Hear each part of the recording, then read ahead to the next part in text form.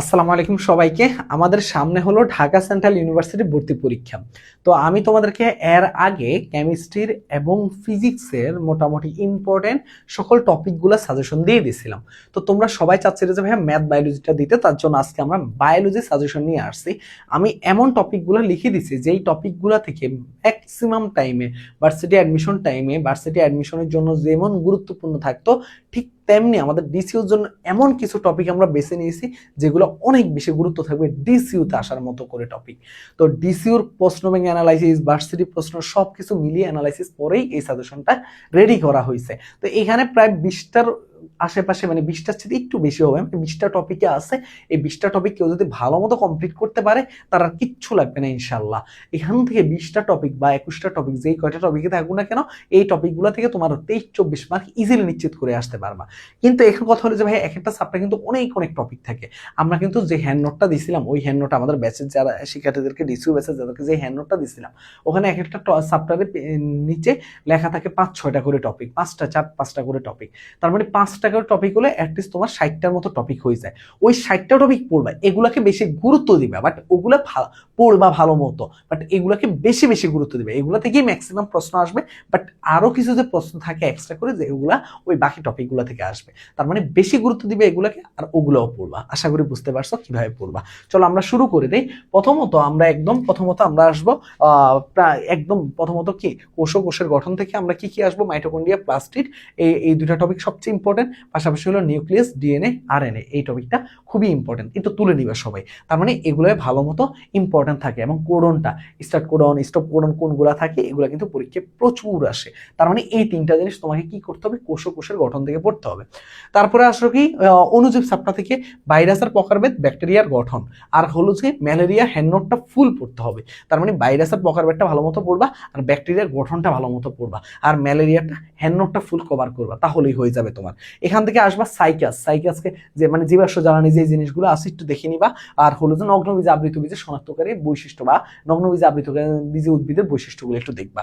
পুষ্পবিন্যাস আর একটা হলো অম্রবিন্যাস, খুবই খুবই খুবই ইম্পর্টেন্ট ভাইয়া। অনেকেই পড়তে চাও না, বাট এগুলো পড়তে হবে, এটা পরীক্ষায় আসে ভাইয়া।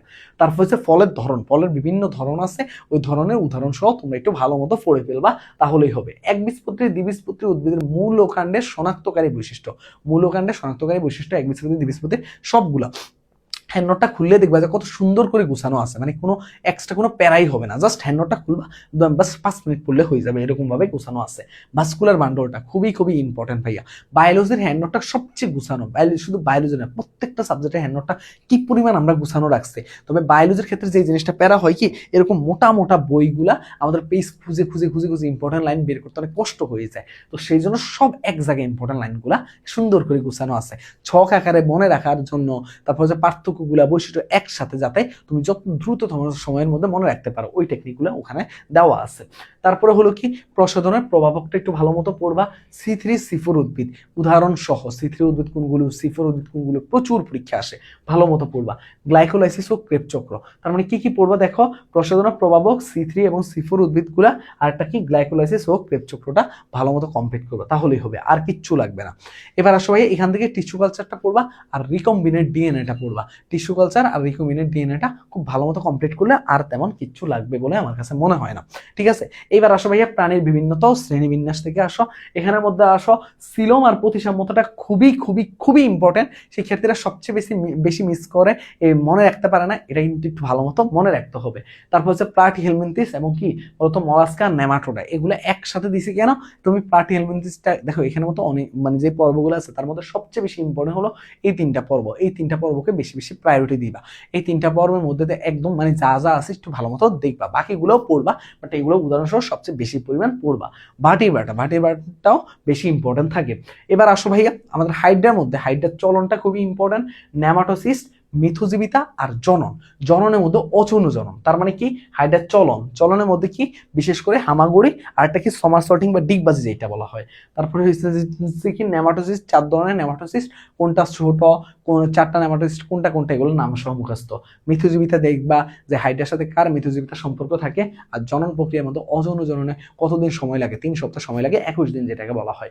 মুখপাঙ্গটা পড়বা, রক্ত সংবহন তন্ত্র, পুঞ্জাক্ষী আর ওমাটিডিয়াম, এই জিনিসগুলো খুবই খুবই খুবই ইম্পর্টেন্ট গ্যাস পুরিং এর জন্য। মুখবাঙ্গটা রক্ত সংবহন তন্ত্র, পুঞ্জাক্ষী, আরটা কি ওমাটিডিয়াম, ওমাটিডিয়ামের গঠন, পুঞ্জাক্ষী একক, এই জিনিসগুলো একটু দেখে ফেলবা সুন্দর করে সব হ্যান্ড নোটে দেওয়া আছে। পাকনা, আইস, ফুলকা, রুই মাছ থেকে পাকনা, আইস কি ধরনের সাইক্লোয়েড আইস, আর ফুলকা, এই জিনিসগুলো একটু ভালো মতো দেখবা। এবার আসো ভাইয়া পরিপাক শোষণের মধ্যে। পরিপাক শোষণ থেকে শর্করা, আমিষ স্নেহটা খুব ভালো মতো কমপ্লিট করতে হবে। এখানে কি কি এনজাইম কাজ করে এগুলো একটু ভালো মতো দেখতে হবে। লালা গ্রন্থি আর যকৃৎ খুবই ইম্পর্টেন্ট। তার মানে এই জিনিসগুলো তুমি মোটামুটি ভালো মতো কমপ্লিট করে ফেলতে হবে, ঠিক আছে। এবার আসো ভাইয়া এই শ্বেত রক্তকণিকা অনুচক্রিকা, এই যে আমি রক্ত সঞ্চালন এই চ্যাপ্টার সাথে যাওয়ার আগে তোমাদেরকে আরো কিছু কথা বলে নিই আমি। আমাদের কিন্তু ডিসিউ ব্যাসের মধ্যে কিন্তু এখন যে এই যে সময়টা আছে, যারা এখনো পড়াগুলোকে অগোছালো রয়েছে, তার মানে কি তুমি কিন্তু ভাই অনেক সময় নিয়ে এক একটা চ্যাপ্টার শেষ করা লাগে। এক একটা চ্যাপ্টার অনেক টাইম নিয়ে পড়া লাগতেছে। একটা চ্যাপ্টার পড়লে একেবারে ক্লান্ত হয়ে যাচ্ছ, যার কারণে তুমি অন্য চ্যাপ্টারের প্রতি কোনো আগ্রহ জন্মায় না। কিন্তু সবচেয়ে বড় ব্যাপার হলো আমরা আমাদের টিসিউ বেসে হ্যান্ড নোট প্রোভাইড করছি, সূত্রে পিডিএফ প্রোভাইড করছি, ক্লাস নেওয়া হয়েছে, কয়েকটা চ্যাপ্টার মিলে এক একটা ক্লাস নেওয়া হয়েছে, চ্যাপ্টার ওয়াইজ এক্সাম হয়েছে, এখন পেপার ফাইনাল এক্সাম চলমান আছে। তুমি পেপার ফাইনাল এক্সামের রুটিন দিয়ে শুরু করতে পারো চাইলে। কিভাবে শুরু করবা ভাইয়া? তুমি একটা পেপারে কয়টা, ধরো 5টা করে চ্যাপ্টার থাকে বা 6টা করে চ্যাপ্টার থাকে, বড় যে ধরো ফিজিক্সে যেমন 6টা, কেমিস্ট্রিতে আবার 3টা, ম্যাথে আবার 5টা, এইভাবে তো 5-6টা করে তো চ্যাপ্টার থাকে।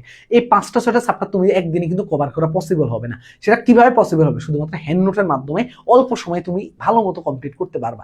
হ্যান্ড নোটটা যখন বারবার পেপার ফাইনালের সময় একবার শেষ করলা, সাবজেক্ট ফাইনালের সময় গিয়ে আরেকবার শেষ করবে হ্যান্ড নোটটা, তখন 2টা পেপার মিলিয়ে হ্যান্ড নোটগুলো পড়বা। তারপরে তো ফাইনাল মডেল টেস্টের সময় তুমি আরো কয়েকবার শেষ করবা, তখন আর তোমার কিছু বাকি থাকে না। হ্যান্ড নোটেই সব ইম্পর্টেন্ট জিনিস, এই হ্যান্ড নোটে সব কিছু গুছানো আছে। তার মানে তুমি হ্যান্ড নোটটাকে সবচেয়ে দ্রুততম সময়ের মধ্যে দিয়ে কনফিডেন্সটাকে বুস্ট করতে পারবা।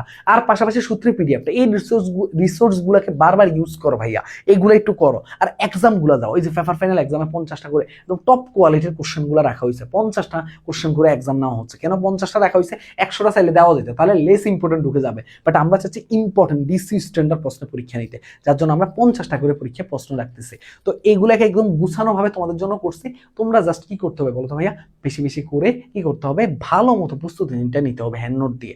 এইটুকু করো তাহলেই হবে, আর তেমন কিচ্ছু লাগবে না। আর যেই কোনো টপিক যদি বুঝতে অসুবিধা হয় হ্যান্ড নোট থেকে, আমাদের তো ক্লাস আছেই, প্রত্যেক সপ্তাহ মানে 2-3টা সপ্তাহ মিলিয়ে কিন্তু আমাদের কি আছে, ক্লাসগুলো গুছানো আছে। তুমি ওই ক্লাসগুলো দেখতে পারবা, সেগুলো ওয়েবসাইট এবং ফেসবুকের প্রাইভেট গ্রুপ 2টা জায়গা থেকে পাবা।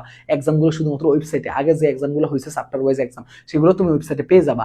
149 টাকার মধ্যে সব কিছু, সাথে তোমাকে আমরা সাজেশন দিব, সাথে তোমাদেরকে আমরা গাইডলাইন সেশন, মানে প্রত্যেক সপ্তাহে এগুলো সব কিছু এক জায়গায় করে পাচ্ছ। আর সবচেয়ে বড় যে ব্যাপারটা হলো যে তোমার সবচেয়ে একটা বড় কম্বো এবং নিজেকে একটা পড়া ট্রেকে রাখতে পারবা সবচেয়ে সুন্দরভাবে। তো যারা এখনো ভর্তি হয়নি দ্রুত ভর্তি হয়ে যেতে পারবা আমাদের ওয়েবসাইট থেকে অথবা আমাদের হোয়াটসঅ্যাপ থেকে।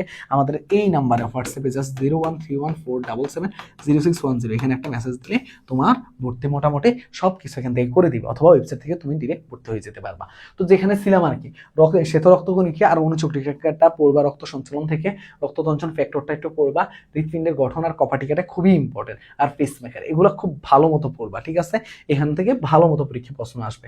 ফুসফুস, অক্সিজেন এবং কার্বন ডাইঅক্সাইডের ব্যাপন চাপ, এই দুটা জিনিস একটু শ্বসন আর তন্ত্র থেকে পড়বা। আর একটা জিনিস পড়বা কি, সেটা কি, এই যে ফুসফুসের একটু ভালো মতো গঠন একক, এগুলো একটু দেখে নিবা। করটিকা, কশেরুকা, অস্থি আর তরুণস্থি, হ্যাঁ এই দুইটা জিনিস হলো কি বলতো ভাইয়া, চলন অঙ্গ চালনা চাপটা থেকে ভালো মতো পড়বা। ম্যান্ডেলের সূত্র, অনুপাত আর ব্যতিক্রম গুলা আছে, এই জিনিসগুলো দেখবা। লিথালজিন, হিমোফিলিয়া, আর হলো ব্লাড গ্রুপ আর আরএস ফ্যাক্টর, এগুলো একটু ভালো মতো দেখবা। এই জিনিসগুলো যদি ভালো মতো একটু গুছিয়ে ফেলতে পারো, আর ভাইয়াদের হ্যান্ড নোটে যে টপিকগুলো আছে এগুলো যদি ভালো মতো গুছিয়ে ফেলতে পারো, আর কিচ্ছু লাগবে না ভাই ইনশাআল্লাহ। তবে এই টপিকগুলোকে বেশি প্রায়োরিটি দিবা। সবার জন্য শুভকামনা রইল। যারা এখনো প্রস্তুতি, আর যদি নিজে প্রস্তুতি নিতে পারো ইনশাআল্লাহ, নিজে প্রস্তুতি গুছিয়ে চাইলে আমাদের এক্সামগুলো কন্টিনিউ করতে পারো। সবকিছু এক্সামে ভর্তি হইলে মানে 149 টাকা দিয়ে সবকিছু একসাথে পেয়ে যাবে, এক কথা হলো এইটা। সবার জন্য শুভকামনা রইল। আর জাস্ট একটা কথাই বলবো, নিজেকে এখন থেকে এই শেষ সময়টা থেকে একটু তৈরি করো। সবার জন্য শুভকামনা রইল। আল্লাহ হাফেজ, আসসালামু আলাইকুম।